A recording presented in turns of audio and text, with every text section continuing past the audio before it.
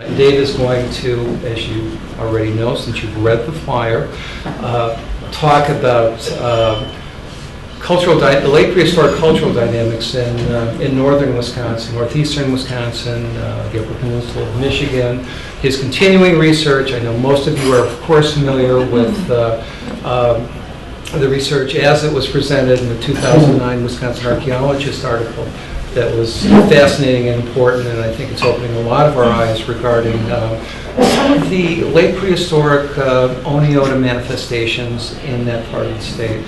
We're pleased that Dave is continuing his research and looking at some entirely different kind of aspects of horticulture and climate change and the resumption of agricultural practices by the Menominee, and we're happy to have you, Dave, so thank you very much.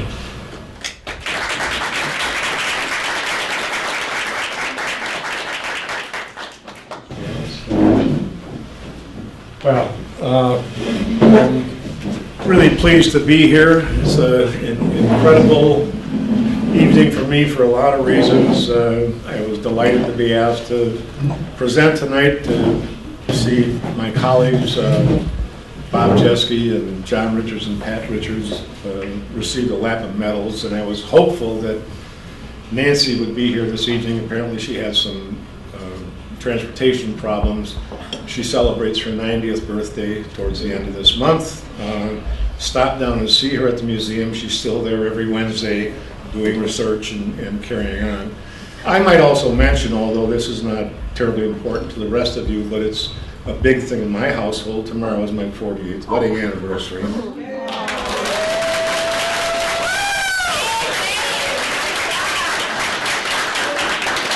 I was so young when we got married. No accounting for some women's tolerance. This project, as it was, started out in a very modest way. The initial involvement that I had began in the late 1990s with the Menominee tribe. They were involved in litigation in the federal district court, following up, I think, with the Lake Superior bands of the Ojibwa that were able to get off reservation hunting and fishing rights. So that was the initial involvement as to how this project got started. And it picked up some steam, I guess, based primarily on the tribes, at least some members of the tribe's reaction to the position that the state took, based on some research that was done by an eminent archaeologist, Ron Mason at Lawrence University, who was asked by the state to provide them with a position as to whether or not the Menominee had really been in their tribal estate for as long as they claimed to have been based on their oral traditions. So that's how this thing began, really as just a kind of a small-scale project to look at this issue, and from there it took some pretty interesting directions. The support has been really overwhelming. We've been funded for a couple of years by Department of Agriculture, National Institute of Food and Agriculture, National Park Service, the College of the Menominee Nation, of course, American Indian, Alaskan Native, Climate Change Working Group, Menominee Tribal Enterprises, which is the corporation that manages the landscape and the forestry and the mill on the reservation, and of course the tribal legislature and tribal government. Now this again began in the 1990s when the tribe filed this litigation in the courts to try and get Judge Crabb to provide them with the same kind of decision that had been provided to the Lake Superior Ojibwa bands. And it made a certain amount of sense. For whatever reason, Judge Crabb never heard the case, so it's still out there somewhere in limbo. It's still floating around and may emerge again at some point in the future.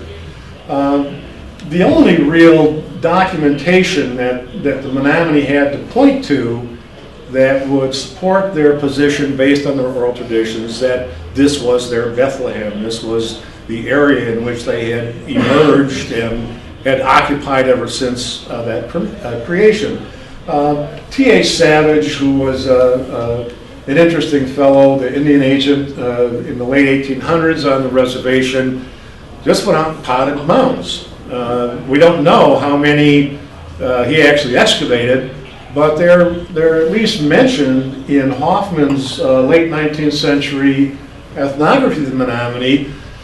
I've looked for those mounds for now 15 to 18 years, and there's no group that anywhere near resembles what Hoffman reported, even though there's some directions and whatever. There was another fellow who lived in Shawano at the time, a fellow named Titus, who was a medical doctor, who claims in a letter written to Charles E. Brown in 1899 to have excavated more than 100 mounds at the confluence of the Wolf River and the outlet of Shawano Lake, and also that there were supposedly garden beds all throughout that area.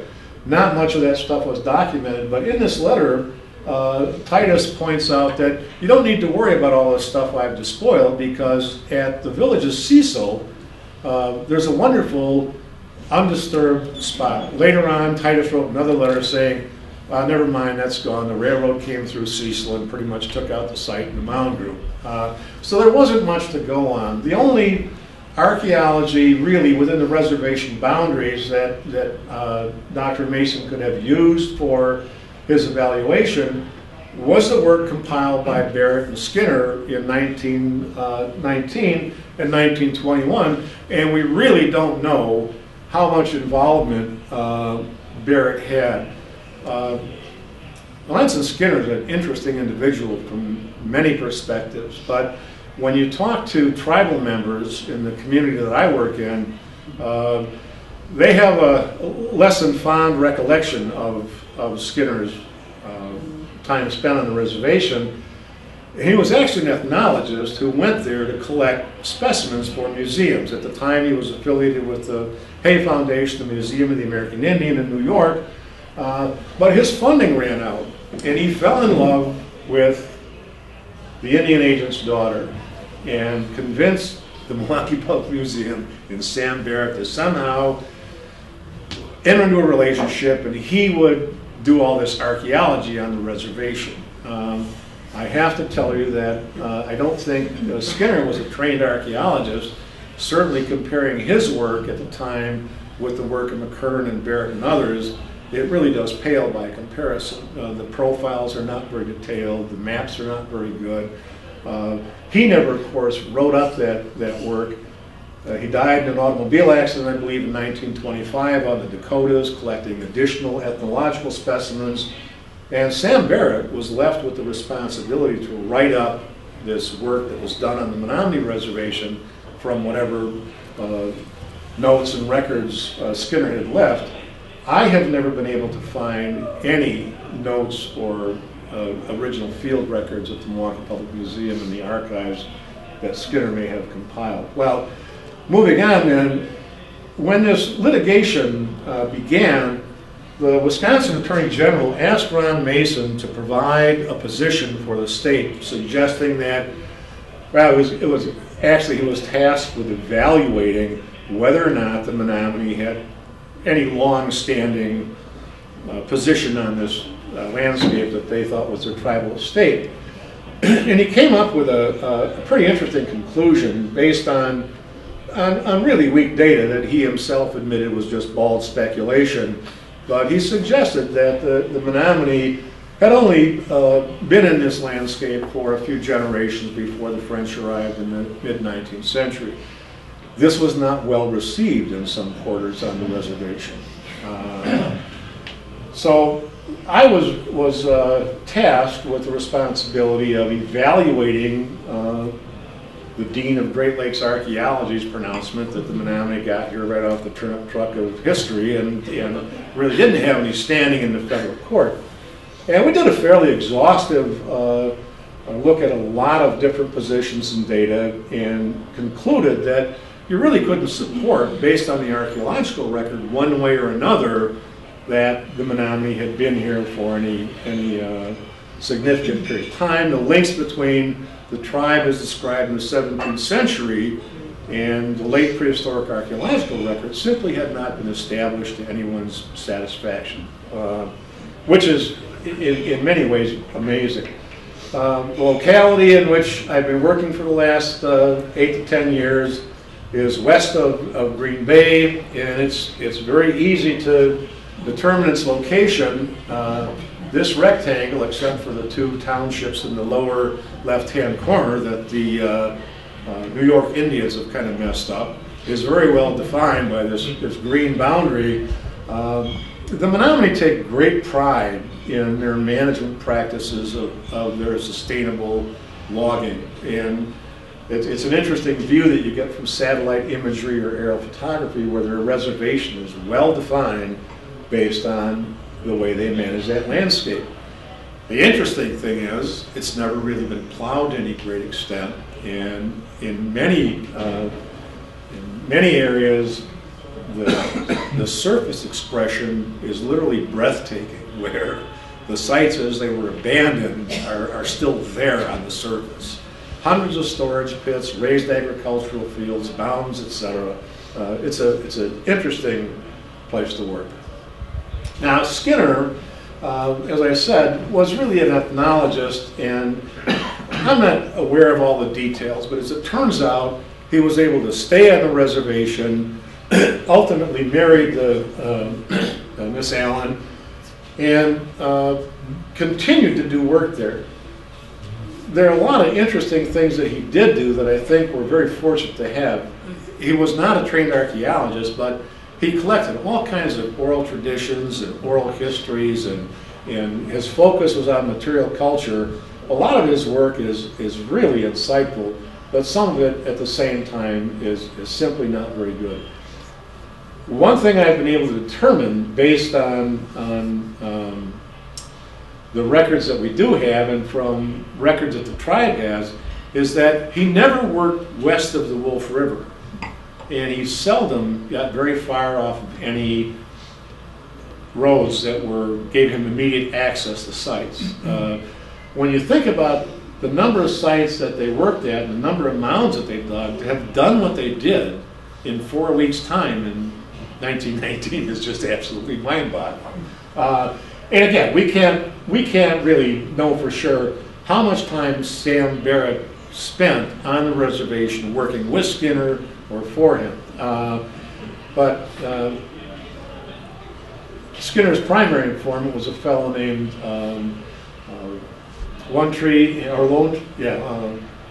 Amos One-Road, and then Philip McCoon was his other informant, and took him to virtually sites that they knew about.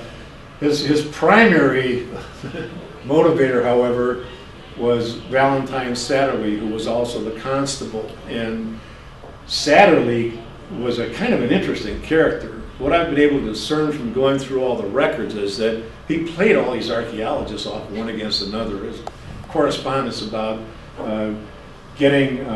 writing to Charlie Brown and saying, well, you've got to come here, I'll take you to a mound and get you a whole pot, or Art Cannonberg at the Oshkosh Museum, or others. There's all this correspondence floating around out there where he was inviting people to come in and dig on the reservation using his position as a constable. He was also an honorary member of the Wisconsin Archaeological Society. Thanks, George. All right, Barrett didn't publish this work until 1932. It was published by the Milwaukee Public Museum. Again, excavated probably 40 sites based on the 4 weeks in 1919 and the 2 months that he spent there off and on in 1921. Skinner died in 1925, and Barrett published the monograph. The general conclusion of that monograph was that the archaeology on the Menominee Reservation pretty much reflected the prehistory of the tribe. And that was unquestionably manipulated and accepted by any number of eminent archaeologists, Will McKern, Gordon Willey, and many others, James Bennett, Griffin, David Brose, Bill Hurley, any number of people formulated these models about Menominee prehistory based on this limited work done by a guy that was really not a trained archaeologist. It made its way into American textbooks and archaeology, and nobody really did much with it for quite some time until Ron Mason got involved in evaluating all this stuff. One of the things that I found incredibly frustrating about the work that Skinner had done was that he'd compile these maps of sites, and there was some kind of scale to them, but they never actually matched up too well on the ground. And he would talk about the mounds and numbered each of them, and every one that has a number is one that he dug. And then he'd say something like, oh, by the way, there are storage pits on either side of this creek that extend for a half a mile, and never do anything talking about the settlements. The emphasis, and I suppose it's just a reflection of the scientific inquiry at the time, was on mounds. This is from one of the storage pits that he did dig at the Cackwatch village site, and it's clearly a vessel of Hassel and Collard pottery. But this is just one site that kind of led us to conclude that it really didn't match up very well with the landscape as it was described. There were these sites that were large and complex, and yet nobody had ever really spent much time dealing with the more mundane aspects of these settlements. Some of them produced some interesting pottery, Oneota-like ceramics, shell-tempered, grit-tempered, that I think for the most part are consistent with the style that Ron Mason defined as Marrowware, but there really wasn't any stratigraphic relationship for any of this stuff. So we didn't know much about them, but they were supposedly part of this Menominee prehistory. Nothing was really done in that region for a fairly long time until Bob Salzer started working on his North Lakes project as a subject of his dissertation, which was published in 1969. And a short time thereafter, Marla Buckmaster began an extensive testing and survey project in the Menominee River Valley in Michigan. And maybe John can tell me later. I never understood why Marla never wandered across the river, but they wouldn't let her in. Oh, they wouldn't let her in? Was that right? In Florence County, she tried it. Really? Seriously? That's thank you. No problem, Dave.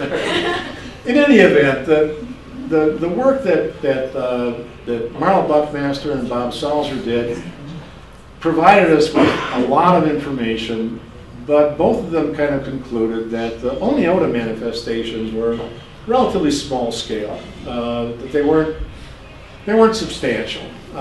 Victoria Durst did some later work in Door County. The primary work that applies here was the work that was done at Whitefish Bay Dunes State Park, which again is a fairly sizable settlement. Ron Mason used the results of these fairly extensive projects that were the only real systematic work done after Barrett and Skinner's compilation of the regional prehistory, and concluded, this is his article, by the way, that was published in the Mid-Continental Journal of Archaeology in 1997, concluding that the Menominee hadn't been here very long. But in terms of this particular issue, he cites Buckmaster, Salzer, and Durst, and suggests that whatever these Oneota folks are doing up here, whatever this upper Mississippian manifestation is small potato stuff. Limited geographically, seasonal encampments, short-term intrusions, or trade, or some other explanation. I think I understand now why he drew these conclusions, and also why Marla and Bob came to the same kind of conclusions about their much broader research scale, but we'll get to that in a bit. The Menominee themselves aren't terribly enamored of the notion that they spend a lot of time gardening. They are the people of the wild rice, as they were told by ethnographers many years ago. And of course, the sturgeon plays a very important role, not only in subsistence, but in their culture and their social organization. It's one of the clan symbols. They don't really cotton very effectively to the notion that their ancestors were intensive horticulturalists or agriculturalists. but they're coming around to appreciating the idea for no other reason than I'm persistent. One of the things that shows up is that they didn't move on to the reservation supposedly until 1854, the Treaty of Kashina, but the General Land Office records in 1853, this is a small example, includes a whole number of Indian cornfields that are delineated, and you'll notice that they fall along the section lines. When the townships were laid out, the surveyors didn't get to the interiors, they just laid out the section lines, the township lines. There are 7 of these cornfields in excess of about 10 acres within a mile and a half, before the Menominee were moved on to the reservation, supposedly. So that began to turn some heads, and at least they would consider that idea. Then in the late 1990s, and again, this is such serendipity, I'd love to take credit for this, but it was actually the loggers and the foresters who, after we had had a few paraprofessional training systems, I like to call them in forestry, as Mark well knows, called Dave Greeno, the Tribal Historic Preservation Officer, and said, we're going to have a clear cut in here because there's some diseased trees we got to get out. We want to put this road through, but it's kind of strange looking out there. Maybe it should come out and take a look at it. So Dave Greeno called me and we went out, and I was just absolutely amazed that this site that already had been at least partially disturbed by clear cutting was extensive, and there were over 300 storage pits whose origins you could see on the surface. I wasn't used to that.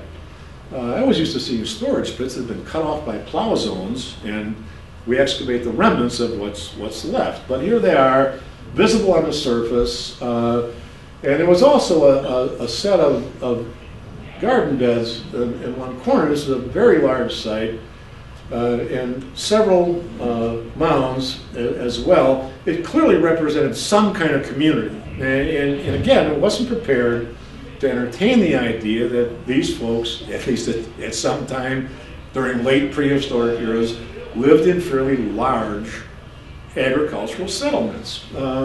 That's not what the archaeological literature told us. We were able to get permission from the tribal elders, and this is again one of those real serendipity moments. They hauled the elders out there, the culture committee, to this site, back out in the forest by bus, and so I had all these guys in walkers and whatever, getting stumbling out in the woods and looking at these things. And just before they arrived on site, I was sitting on the hood of my truck with Dave Greeno, and a bear ran across the road, and then 2 cubs ran across the road, and then a dog ran across the road, and the dog saw us and got kind of confused, and Dave Greeno said something in Menominee that I didn't follow, and it turned out to be a very good omen because the elders gave us permission to do some limited testing in the garden bed and the storage pit. Up to that time, they had been really opposed to any notion of archaeology, and I was kind of following in Skinner's footsteps, and that kind of idea just didn't rest well with them. But they allowed us to do that.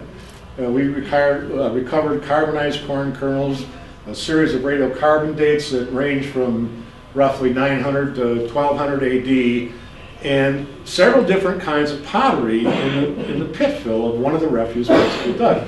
What they wanted to know was what were they growing in the gardens and what were they putting in these pits, because they were convinced that it was all about wild rice. And it was fairly close to a wetland that may have had wild rice at one time. Well, we couldn't do much with that limited excavation, but we did get them to actually hire a surveyor, and that map that you saw was made by a registered surveyor with a transit and metric tapes. And it took them 3 weeks to map this because it's thick understory. It's awful stuff to work in, but the archaeology is incredibly rewarding. In 2012, we did some additional reconnoitering west of where we thought the site boundaries are, and found another set of garden beds. Here's one garden bed low on the landscape, adjacent to this marshy wetland area. It has a drainage coming through it and runs into the Wolf River. There's another set of gardens right over here. And then this year, we started mapping additional storage pits and garden beds that are in this area. So all told, the area of this site, the just continuous distribution of features that you can see on the surface, is over 20 acres. Now, obviously, I can't tell you that it's a big settlement. It may be a series of small hamlets or homesteads that are periodically occupied. We don't know enough about it because we simply haven't done that kind of excavation. But it looks to be a tremendous presence on the landscape that can't be too terribly spread out temporally, because all of the ceramics that we've recovered date to roughly 1000 AD to maybe 14 to 1500 at the latest. So we're talking about a 400 to 500 year period based on the style of the ceramic slips. Of course, there's also some overlap, and there's some controversy about whether or not the radiocarbon dates are accurate depending on where they're taken from. I don't want to get involved in that. It's a late prehistoric manifestation that's a fairly large settlement in an area where people were thought not even to be able to grow much in the way of corn. It's a task, and I've been fortunate to have college interns every year and high school students that we work with, teach them to map and convert English measures to metrics, and then we take them out and abuse the snot out of them and get them to brush these sites and clear them so that we can map them. You can see what the understory looks like, and then once it's cleared, there's no question about what we're looking at. These are the Joe Dick Road south garden beds oriented in this manner, and here's the field map that was made of these. This particular set of gardens is low on the landscape, and you'll notice that there are no refuse pits or storage pits or other subsurface features surrounding them. They've produced phytoliths and pollen and carbonized plant remains, corn and squash. No beans, no evidence of beans yet, but that may be in the near future. The west garden beds that are on that area where we did the 2012 reconnaissance were interesting because they're placed very differently on the landscape. They're at a much higher elevation on a terrace overlooking the small drainage that bisects the site. And I don't know if they're separated in time or whether they're different crops that are being grown there, or I have no explanation for the variation of these ridged agricultural fields on all kinds of different landscape settings. Don't know what it means. Just don't have a clue. One of the problems that we were tasked with was to go out and relocate the sites that Barrett and Skinner reported in 1932. And it was really difficult to do because a lot of times there weren't very accurate maps, and they were impossible to find based on the scale of the maps in the publication.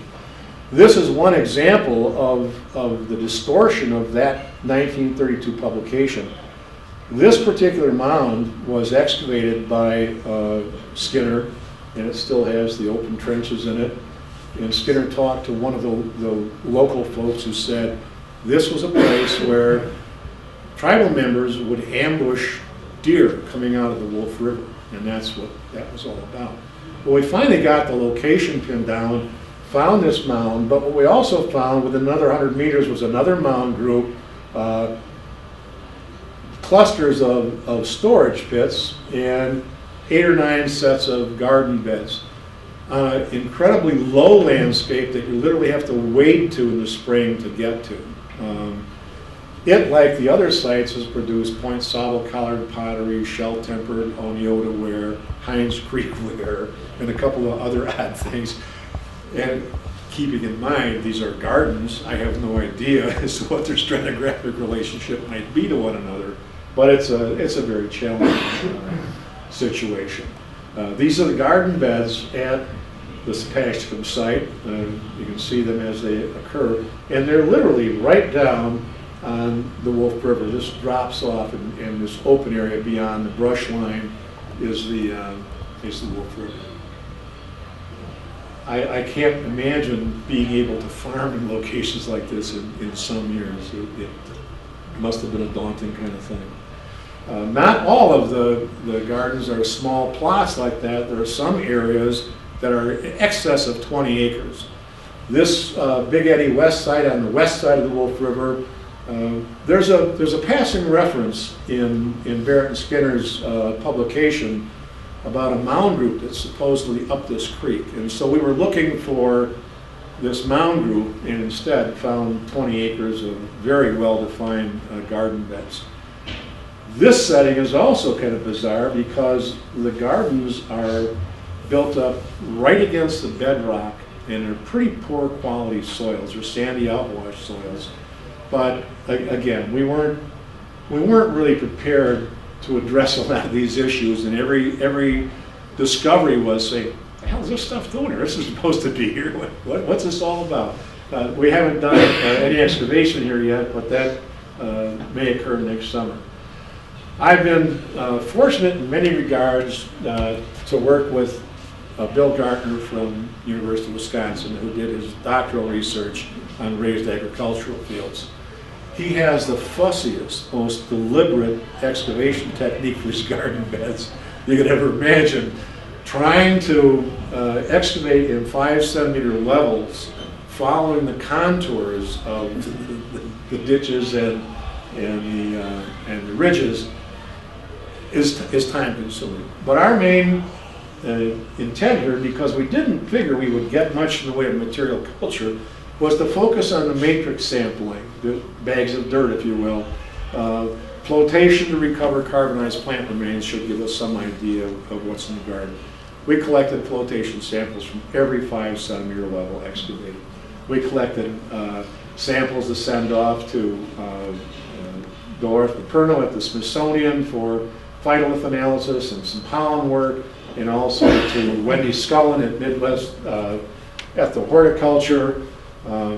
UWM is processing the radiocarbon dates, the AMS radiocarbon dates that we're running, and the soil chemistry is being done by professional labs and also some work at UW-Madison. It was very frustrating to begin to run into the stratigraphy that was much more complex than we anticipated. So we didn't get near as much done as we would have liked.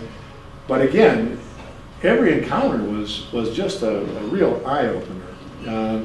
The phytoliths, of course, some work's already been done. We've identified, we being Dolores Pernell and Wendy Scullin have identified phytoliths from both maize and leaf and cob, and also some chenopodium and some squash, starch residues, I think. Again, these things are identifiable to the species level. As yet, there are no bananas. They're also doing some pollen work. So I think we'll get at least a reasonable understanding of the crops that were being grown. And if we've got radiocarbon dates that extend about 1400 AD, you would think that we would encounter some evidence of beans. But again, we just haven't run into that at this point. The radiocarbon dates that I'd like to focus on food residues. At least in that sense, I mean, any kind of charcoal you get from a garden that's been hoed up and mixed up innumerable times doesn't have much stratigraphic context for to rely on. But the material taken from the interior rim of pots, all of the arguments about reservoir effect and whatever aside, should at least date the vessel. The vessel was in use when that food was encrusted on its rim, we would think. So that's been our focus. And again, we've got a pretty wide spread of dates. But I'll stay with Ron Mason's conclusion that whatever this marrow stuff represents, he treats as a tradition with radiocarbon dates ranging from about 1000 AD to AD 1400, 1500. Is that real? I don't know. It's in the offing. Our assemblages are pretty much consistent from garden to garden, and this is the kind of stuff that you get out of the excavations. For the most part, they're woodland ceramics, but there's some odd things. This particular little pot up in the corner here in A has got sharply incised lines and a smooth surface. It's a grit-tempered pot. There's only one description of Menominee pottery that Melanson Skinner relates based on his discussion with Philip Nakuti. He talks about the Menominees, when they made pottery, tempering them with shell and making them in the ground lined with a fabric, and then decorating them with a sharp stick and incising them. I have never seen a potsherd like this. It's not a Dane incised over cormorant, it's truly a smooth surface.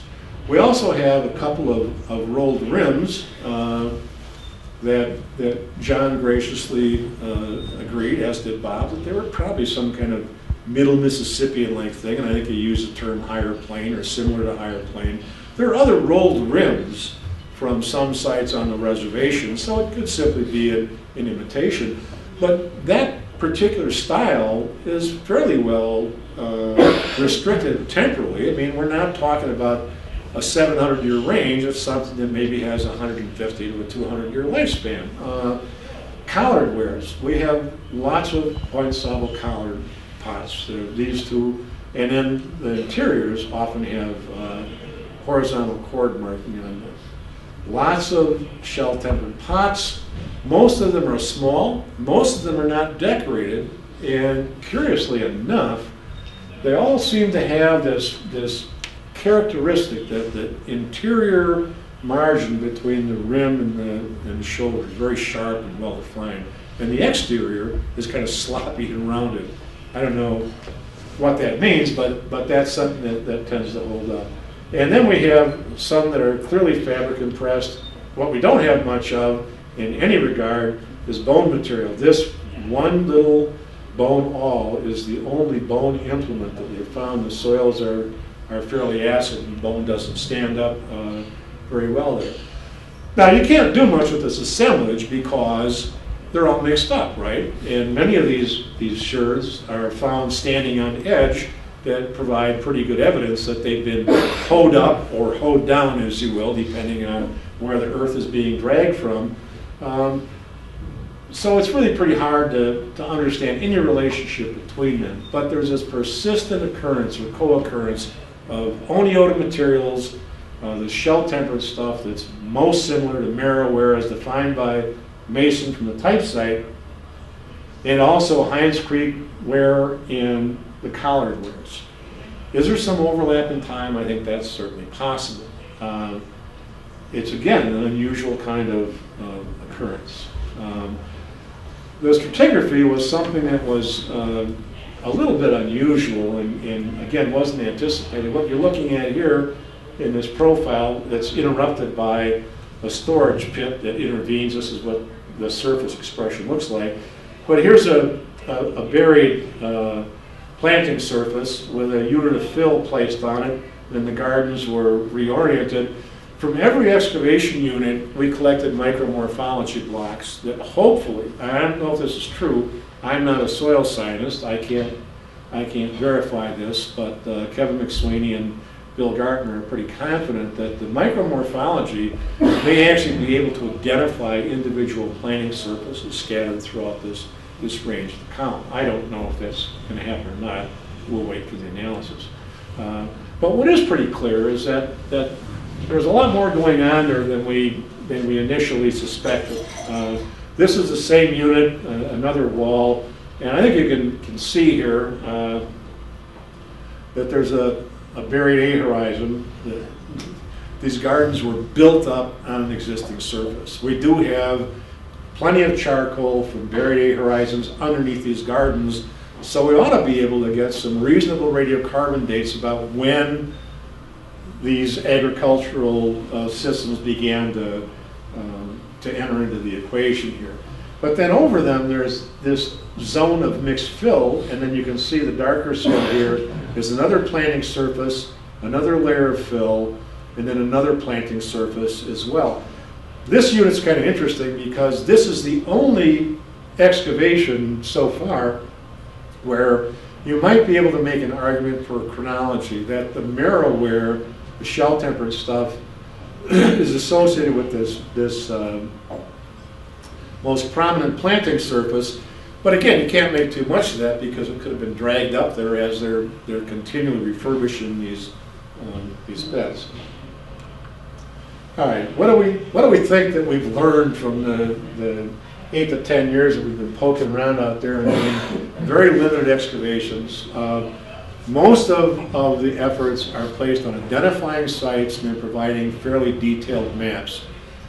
The Tribal Historic Preservation Officer, after 10 years of cajoling and whining and wheedling, has finally decided that maybe using GPS technology and geographic information systems is a better way to map these sites than to go out with brush hooks and machetes and clear the forest and using a small transit and a metric tape to make the maps. I'm for that. They are horribly concerned about data getting into someone's hands that may lead to vandalism. They're still incredibly paranoid and the community is conflicted.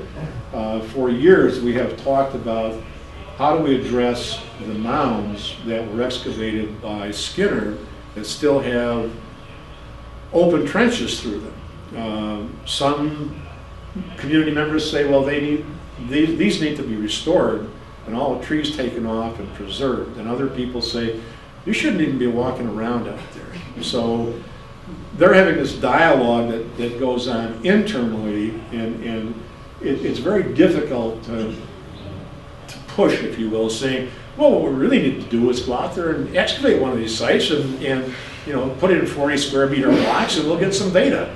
That's not going to fly there. It's going to have to be a slow decision that really is made by the tribal members themselves in that community, and that's fine. I mean, I don't think there's any rush because, number one, they really protect all of these sites. I mean, anybody gets within a couple hundred yards with even dumping gravel on a road, they want to monitor on that site all the time. They're really adamant about protecting these resources. So the wonderful thing about that landscape is it's going to be there for several generations of archaeologists. I can't argue that there's a lot of other sites that are going to be available. They really invest a lot of effort in protecting them. Anyway, one of the things we think that we've learned, and by we, listening more to Kevin McSweeney and Bill Gardner, it doesn't appear as though the most common interpretation of these raised fields, they really didn't have much to do with frost drainage. It just doesn't work. It doesn't work physically. It doesn't work in terms of the way frost moves in, and it really can't create or extend the growing season. And certainly they're much more complex than we thought. My guess is that these raised agricultural fields were in operation probably before AD 1000, but we don't really have the data. My guess is that they may be as early as 7, 8, 900 AD. That comes from the occurrence of primarily the Hines Creek wares that fall into that time range. There's some earlier dates on the Collard ware too, but I'm not sure that those are necessarily acceptable. I think that may be a little bit early. I don't know. In any event, I know that they persisted in the post-contact era. The radiocarbon dates run from roughly 950 AD up to maybe 1450 AD, but we have known historic sites that have raised agricultural fields on the reservation. Some that we've confirmed that are actually on the GLO maps, and now you can go out and find little piles of rock that were used for field clearing, and there's still remnants of these raised agricultural fields. So whether or not it was the Menominee's ancestors that built these rich fields, they were still using that kind of technology into the 19th century. And from this point on, it gets a little bit sketchy. There are some areas, and I guess the more detailed soils analysis is going to shed some light on this. There are some areas where there are muck soils that have been brought on to actually just spread out on the planting surface. They're fairly narrow lines where they're bringing silts up out of the creek bed and dumping them on on those areas. There's also areas that Bill Gardner thinks were covered with ash, actually just spread on the gardens. So they may be managing soil fertility and chemistry. And I think there's some pretty good evidence that they're certainly managing soil moisture, if nothing else, in the selection of the sites that they're using. Maybe those gardens, for example, at the Sepastian site that are so low on the landscape, simply areas, winters we don't get much snow, we're not going to go up on those terraces because it's drier than hell. Let's go down the riverbeds and plant down there. Maybe that's a response to minor fluctuations. And certainly the notion that they altered the landscape and actually changed some drainage patterns, a pretty radical idea, but we've got to account for the amount of fill that's brought in on top of that buried soil on which the gardens are built. Granted, there are storage pits everywhere, and some of that spoil could be from the storage pits, but it's not something that's going to be determined without much more extensive excavation. I like Bob's suggestion. He says, well, yeah, you got that unit over there and that one over there, just dig a 2-meter trench all the way across the site. And I said, yeah, I'd like to do that, but I don't think it's going to happen. Not in my lifetime, anyway. Okay, the other issue is that these fields are scattered throughout what I think are just real expansive communities. And again, getting past the idea that we've got small groups of hunters and gatherers collecting wild rice and spearing sturgeon. I think these are primarily agrarian societies living in fairly large summer agricultural villages, and that populations are much larger than the estimates that were provided for them. The Menominee are always characterized, except in one notable instance, as being a relatively small group. One of the Jesuits, I think it may have been DeBlanc, but I can't recall, talks about them being much more numerous in earlier times, but they have almost been exterminated by warfare. It's kind of the same scenario that you get for the Ho-Chunk, that at one time they were numerous and redoubtable, blah, blah, blah. There's some kind of population collapse that occurs somewhere around 1500, and so the population that we have a record of from ethnohistorical accounts is probably much smaller than the population that occupied that landscape.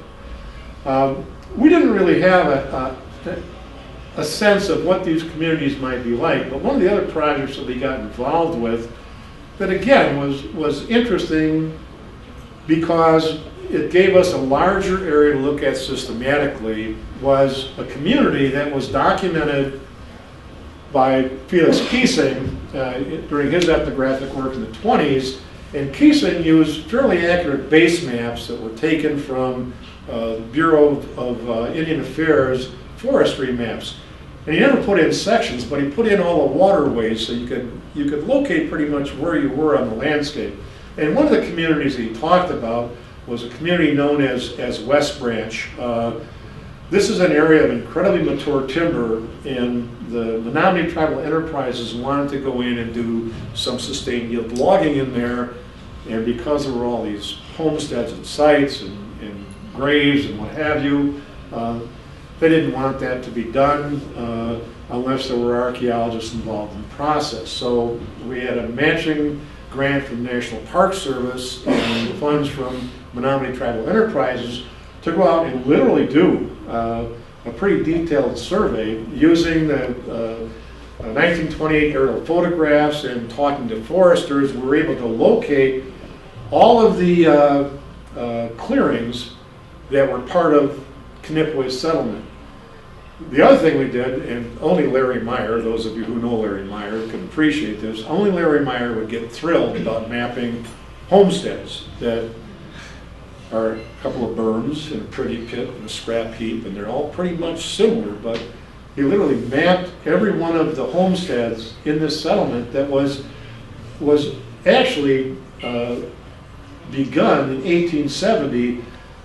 Knippway's band, who moved to the reservation from the Poigan area in 1854, settled in the southeast corner of the reservation down around Mashakawat Lake in this area, along with others. It didn't work out too well, so one of the members of his band had moved up to the west branch of the Wolf River and was getting pretty good crop yields. So Knippway moved his whole band up to this West Branch settlement at the confluence of the Wolf and the West Branch of the Wolf River. And they abandoned the village by and large by about 1907. So it's a fairly short-term occupation. It wasn't contaminated by a lot of other stuff. We were able then to go out and talk to elders who we drove around the settlement, and they actually pointed out the households of which family lived where and what their associations were. So we have a really good idea of this settlement that was established because of crop failure and hard times in the southeast corner of the res, moving up to West Branch, period of only about 30 years. It's interesting to me that this community of Knippway settlement or West Branch is spread out over across a fairly sizable hunk of landscape.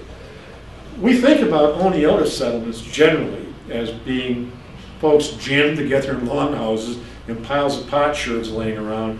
This is a very different kind of environment and a very different settlement pattern. And maybe that's why Bob Salzer and Marla and perhaps Vicki Durst and Ron Mason concluded that these are small settlements, because in order to get an appreciation of the distribution of this, you'd have to cover an area of several miles. In talking with Marla about her work and the dedication that she has to that area along the Menominee River and working with volunteers, when she first started talking to me about the raised agricultural fields up there, she said, "Dave, they literally cover 3 miles along the shore of the Menominee River." And you know, Bob Rushkin and others said, "Oh, those are historic," and they were out there with metal detectors and never found a historic artifact. The few artifacts that have been found are shell-tempered pottery with, I think they got one radiocarbon date of about AD 1400.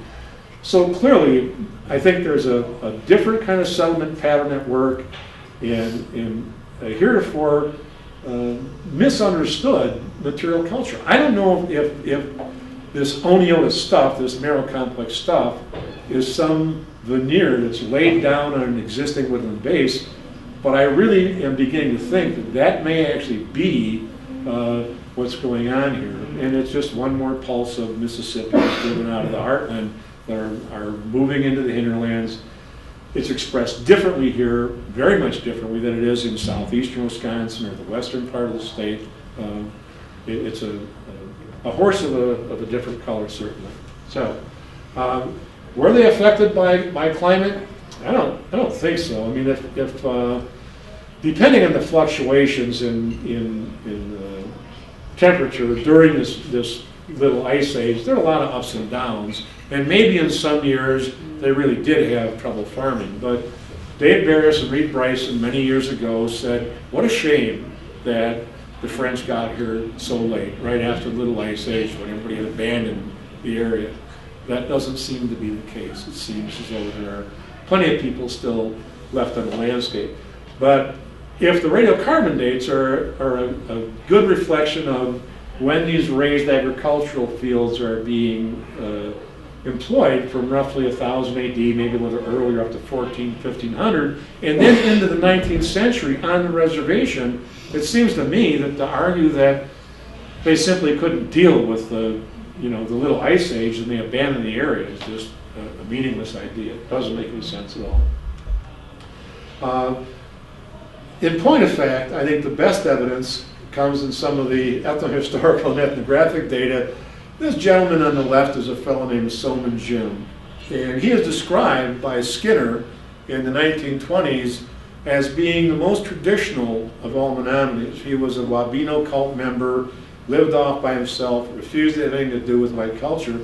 Fortuitously, this picture was taken by the Indian agent, and this picture was taken by Sam Barrett. This is Soman Jim's camp. This is where he lives. There is his summer bark lodge and his summer kitchen and his raised agricultural field still being practiced in the 1920s on the reservation. Certainly not a compelling argument, but I think there's consideration that needs to be given to the claim that the Menominees have, that they really have been in this territory for a considerably long time. So I'd be happy to entertain any questions you might have. Sorry I've gone on so long, because now we're going to get down to the important things. Questions, comments? Well, You covered it all. it's all done. Thank you.